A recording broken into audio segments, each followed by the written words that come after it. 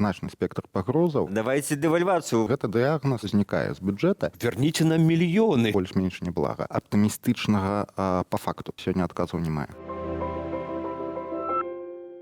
Ну, давайте тады пачнем сапраўды, можа быць, незвычайнага падыходу, з аптымістычнага. Вот, напрыклад, інфляцыя за мінулы год Беларусі, напэўна, была рэкордна нізкай за ўсю гісторыю існавання незалежнай Беларусі. А што яшчэ добрага адбылося ў беларускай эканоміцы? Ну, за 18-19 гады вельмі добра выглядаюць паказчыкі бягучыя так званай макраэканамічнай стабільнасці. Вы ўжо звярнулі ўвагу на нізкі паказнік інфляцыі. Таксама даволі прывабна выглядаюць сальда бягучага рахунку. Гэта характарызуе знешнюю устойлівасць эканомікі.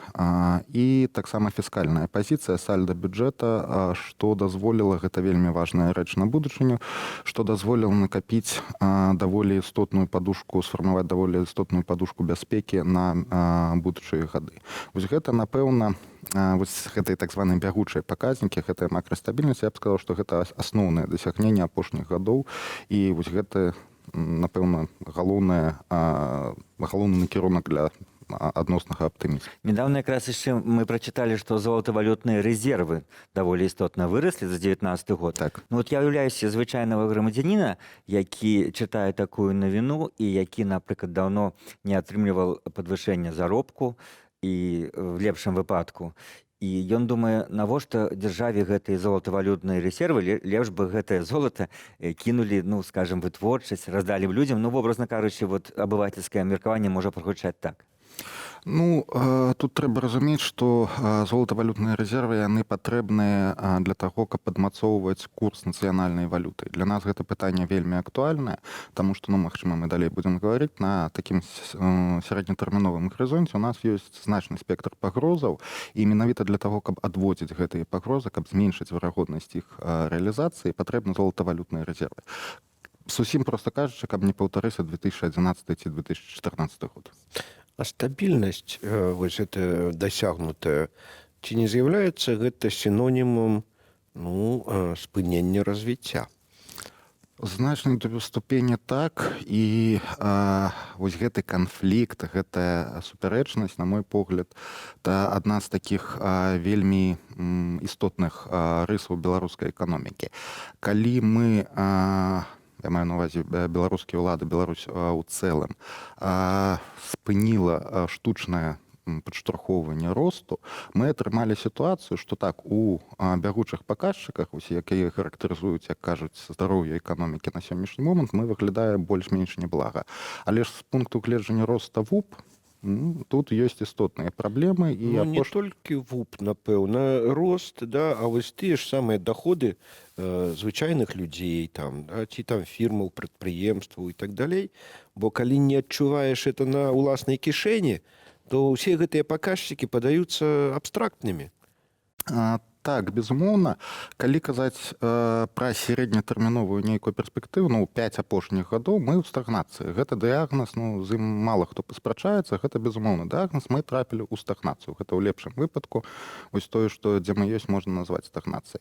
І ВУП гэта такі абагульняючы паказчык, шмат больш паказчыкаў, даходы насельніцтва, там узровень беднасці і гэтак далей.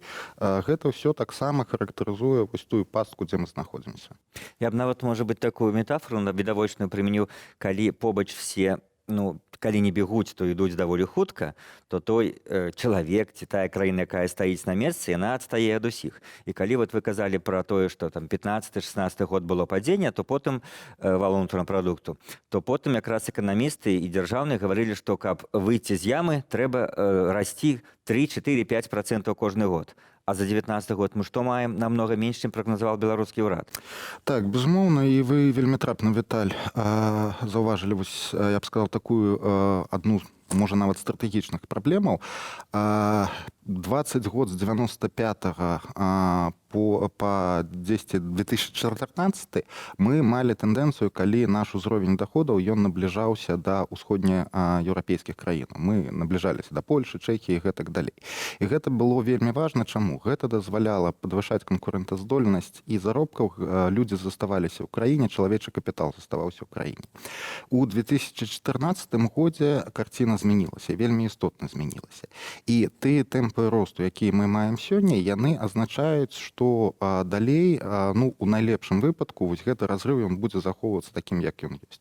Што гэта азначае для чалавека? Тое, што ён глядзіць, напрыклад, на Польшу ці на Чэхію і разумее, што заробкі там растуць вышэй, яны сёння па зроўню значна вышэй. І вось гэта і ў тэмпах таксама яны, нават калі яны будуць аднолькавыя, у абсалютным вымярэнні яны, вось гэты разрыв ён будзе павялічвацца. Таму сёння істотная пагроза гэта тое, што будзе павялічвацца міграцыя. Тыя дадзеныя, якія мы маем па апошніх 3-4 гадах, яны дэманструюць, што гэты тренд ён усталёўваецца і замацоўваецца. Ну, яшчэ ж адзін паказчык расце, мы чыталі ў Зміцера, гэта вонкавая запазычанасць. Ну, І тут таксама якраз рэкорды кожны год устанавліваюцца новыя. Ну, пра вонкавую запазычанасць ўсё ж такі я б яе, калі мы глядзім толькі на апошнія 2 гады, я бы аднес больш да аптымістычнага па факту, тое, што адбывалася за апошнія 2 гады. Таму што ў абсалютным вымярэнні ўлады здолелі стабілізаваць вонкавую запазычанасць, а ў адносным вымярэнні да ВУП, да бягучых расходаў бюджэту, яна нават ну, незначна, але змяншалася. І гэта уразлівасць вонкавай запазычанасці некалькі знізіла. Але ж пытанне тут, што для таго, каб адчуваць сябе устойліва на будучыню, каб рызыкаў вось той самай устойлівасці знешняй запазычанасці не было на будучыню, трэба істотна або істотна хутчэй расці, або зніжаць гэтую знешнюю запазычанасць. Але ні той, ні іншай перадумовы ў нас сёння няма. І вось гэта ў сярэднетэрміновай перспектыве, я б нават казаў, пасля 2020 году, таму што на 2020 год, дзякуючы той падушкі бяспецы, аб якой я ўжо упамінаў, больш-менш сітуацыя выглядае ну так зразумела, а вось пасля 2020 году як будзе выглядаць сітуацыя з гэтай вонкавай запазычанасцю, тут ёсць пытанні, на якія я б сказаў, што сёння адказаў не мае. Якраз наконт замежных долгоў ёсць вялікая дыскусія сярод эканамістаў наконт глыбіні этой праблемы для Беларусі. Адны кажуць, што параўнанні з іншымі краінамі у нас працэнты тых долгоў не такія вялікія, ну але іншыя проста параўноўваюць тым, што было яшчэ 10-15 гадоў таму і кажуць, што гэта ўжо вельмі крытычна і ледзь не катастрафічна. Вот ваша меркаванне экспертнае. Ну, калі глядзець па класічных паказчыках у міжнародным вымярэнні, так, у нас знешняя запазычанасць не такая вялікая. Нават у крытычныя гады, гэта канец 2016, пачатак 2017, знешняя запазычанасць у адносінах да ВУП складала больш за 50% ад ВВП, а крытычнай лічыцца так ускосна адметка 10 каля 60. Так, тут на першы погляд праблемы няма. Праблема ў тым, што наш знешні доўг ён намінаваны ў замежнай валюце. А ўласных замежных даходаў бюджэта іх не хапае. І сёння, вось, калі гэта так званы нафтавы шок, усе гэтыя супярэчнасці з Расіяй узнікаюць, значная частка даходаў, якія намінаваны ў замежнай валюце, яна хутчэй за ўсё знікае з бюджэта. І вось гэта абумоўлівае сітуацыю, калі на першы погляд нагрузка па абслугоўванні знешніх запазычанасцей не такая вялікая, але для гэтага трэба набываць замежную валюту. І вось аб чым я кажу, гэта параджае больш пытанняў, чым адказаў. Ну, для таго, каб вяртаць запазычанасць, трэба зарабляць грошы. Да? Калі у нас зніжаюцца тэмпы росту, мы менш зарабляем, то ці не можам апынуцца ў стане, калі не здолеем выплачваць там працэнты па запазычанасці, вяртаць гэтую запазычанасць, і то бок можам ператварыцца ў краіну банкрота. Калі рост будзе станоўчы, калі ён будзе няхай блізкі да нуля, але тым не менш станоўчы, гэта азначае, што ў адносінах да ВУП запазычанасць будзе больш-менш стабільнай. Праблема яшчэ раз у тым, што уласных даходаў, валютных даходаў бюджэта не хапае, і ў гэтай сітуацыі, калі мы раслі большымі тэмпамі, то вось гэтая адносіная запазычанасць да ВУП зніжалася бы. І нагрузка на бюджэт, яна б таксама зніжалася, але ж другі пункт, што калі яна больш-менш стабільна і кожны год нам прыкладна там больш за 3 мільярды даляраў трэба накіроўваць на пагашэнне і абслугоўванне знешняга доўгу, гэтыя больш за 3, ну бліжэй нават да 4 мільярдаў даляраў трэба дзесьці ўзяць. І калі бюджэт уласны іх не мае, гэта трэба або выходзіць на валютны рынок, і тады гэта даўленне на валютны рынок, або назапашваць новыя даўгі. Гэта, ну так кажуць, рэфінансаваць старыя даўгі.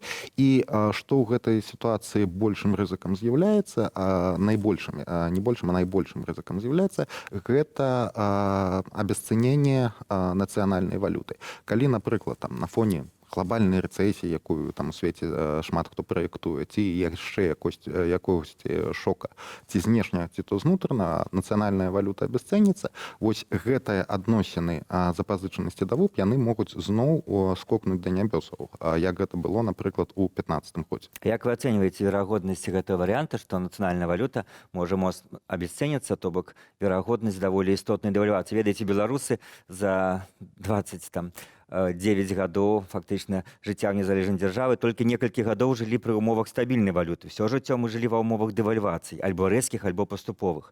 І нам это не прывычна. Людзі здзіўляюцца, што 3 гады рубель стабільны і не могуць паверыць, надоўга это ці не. Часам кажуць, верніце нам мільёны. Да, давайте дэвальвацыю. Вот, асабліва людзі, якія зарабляюць там в далярах, абураны, як это курс не расце.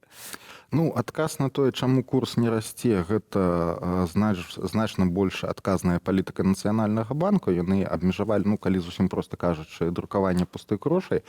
Але ж на будучыню, тым не менш, вось тыя праблемы, перш за ўсё, з вонкавай запазычанасцю, аб якіх я сказаў, таксама так званы нафтавы шок, яны так ствараюць новыя выклікі. На 2020 год, тым не менш, я б сказаў, пагроза не такая вялікая, таму што зноў вельмі важны адказ, вот тая падушка бяспекі, якая назапашана... І выбары. Ну, выбары, разумееце, калі няма падушкі бяспекі, за кошт чаго забяспечваць вось гэтую стабільнасць на валютным рынке, гэта сам па сабе фактор не настолькі ўплываючы. Падушка бяспекі гэта вельмі істотна тое, што ее здолелі назапасіць. Але ж, калі глядзець у больш далёкую будучыню, зноў-такі за межы 2020 года, пакуль адназначнага адказу на пытанне, як забяспечыць вось тую фінансавую стабільнасць, знешнюю стабільнасць і больш агульна макраэканамічную стабільнасць, якую больш-менш мы маем сёння, вось тут адказу відавочных няма. Гаворыць галоўны юмарыст краіны, жыць будзем стабільна, але недоўга. Ну, і праблема, якая на гэта накладваецца, тое, што мы ўжо абмяркоўвалі, тое, што на гэтым фоне так званыя структурныя перспектывы, ці, як вы, спадар Владимир, сказалі, перспектывы развіцця яны будзе зніжацца, таму што будуць думаць людзі? Ну, калі тут няма не шмат перспектыў росту заробкаў, а у суседніх краінах яны выглядаюць значна больш прывабна, ну, чаму трэба разглядаць толькі рынок працы Беларусі? Можна разглядаць таксама рынок працы суседніх краінаў. І вось гэта такая істотны выклік для Беларусі. Мы большую частку этой размовы прысвяцілі пытанню, што адбываецца, аналіз гэтай тэмы. Але, безумоўна, мы павінны задацца пытаннем, што рабіць. І тут нават не толькі недзяржаўных ці там апазіцыйных эканамістаў, нават ужо і ў дзяржаўных чыноўнікаў адказ адзін: трэба рабіць рэформы. Але мы абмяркоўваем это гадамі, чаму все-таки яны не робяцца, ну, істотныя рэформы, структурныя, то, што называецца. Здаецца, ўжо і такой вялікай палітычнай пагрозы няма, але літаральна вось днямі Александр Лукашенко зноў заявіў чарговы 101 раз, што кардынальных такіх эканамічных пераменаў не будзе. Сістэма, якая зараз існуе, сацыяльная і эканамічная, не будзе зламана, як ён выразіўся. Ці можа Беларусь абысціся без рэформаў? Так, можа, як абыходзіцца апошнія 25 гадоў, але ж праблема якая? Недахоп развіцця. Тое, што мы вось гэтай пастцы стагнацыі будзем, як мінімум стагнацыі, будзем заставацца такі вельмі доўгі прамежак часу. І калі мы з яе выйдзем, абсалютна незразумела. Вось гэта галоўная праблема. А ўлады этого не бачаць? Бачаць, ведаць, як для сябе тлумачу вось гэты выбар, калі мы адкладзем усе палітычныя чыннікі, яны больш значныя, значна больш значныя, чым эканамічныя, але калі толькі ў эканамічным рэчышчы разглядаць гэтае пытанне, вы выбіраеце сённяшні дзень і заўтрашні, і, магчыма, паслязаўтрашні. Калі вы робіце стаўку на заўтрашні і паслязаўтрашні, гэта сапраўды можа азначаць пагаршэнне і, магчыма, даволі істотнае пагаршэнне сёння. Таму што вось тыя праблемы знешняй запазычанасці, гэта таксама адлюстраванне так званых кепскіх да дрэнных даўгоў дзяржаўных прадпрыемстваў. Таму, калі вы робіце спробу перабудаваць эканоміку знутры, вось гэтыя ўсе праблемы, яны вылазяць на паверхню.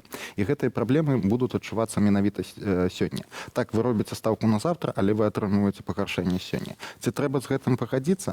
Ну, хутчэй за ўсё так, бо у адваротным выпадку вось гэта будзе заўсёды перакладвацца на заўтрашні дзень, і заўтрашні дзень ніколі не стане лепшым за сённяшні. Відавочна, і палітыкі эканамісты якраз сажаюць пра тое, што для Александра Лукашэнкі менавіта палітычныя праблемы не даюць правесці рэформы. Ён баіцца, што ягоная ўлада, эканамічная нават улада, і не толькі палітычная, зменіцца ў выніку гэтых рэформаў. Ну, тут я вельмі коротка магу адказаць. Так, я з гэтым згодна. Я лічу, вось гэта галоўны, безумоўна, дамінуючы чыннік таму, чаму рэформы не адбываюцца. Так. Тут же ж і наадварот, да, з чаго пачынаць? Эканоміка першасная ў рэформах ці палітыка? Ці магчымы ўвогуле рэформы пры сённяшнім палітычным рэжыме? У мяне вялікія сумневы. Ну, вось першае, як абгрунтаваў Віталій, цалкам згоджаны, пагаджуся з гэтым пунктам гледжання. Па-другое, ведаеце, калі вось праектаваць гэта на эканоміку, калі пачнеш штосьці рабіць у эканоміцы, ну, існуе такая верагоднасць таго, што наступіць некае некантраляванае развіццё падзей, што ты закранеш штосьці адно, але колькасць праблем, якія з межных павылазяць, іх спрагназаваць вельмі цяжка.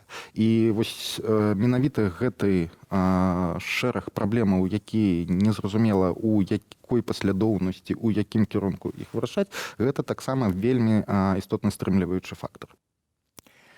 Традыцыйна беларускія ўлады ганарыліся стабільнасцю палітычнай і эканамічнай, якая ёсць у Беларусі. Але стабільнасць даўно ўжо стала сінонімам слова стагнацыя. Таму Александр Лукашенко для гэтых выбараў можа выбраць сабе лозунг «Стабільнасць замест росту». Менавіта пра гэта мы гаварылі сёння з нашым госцем, эканамістам Змітром Крукам, а размову для вас вялі Владзімір Мацкевіч і я, Віталь Цыганкоў. Заставайцеся з Белсатам.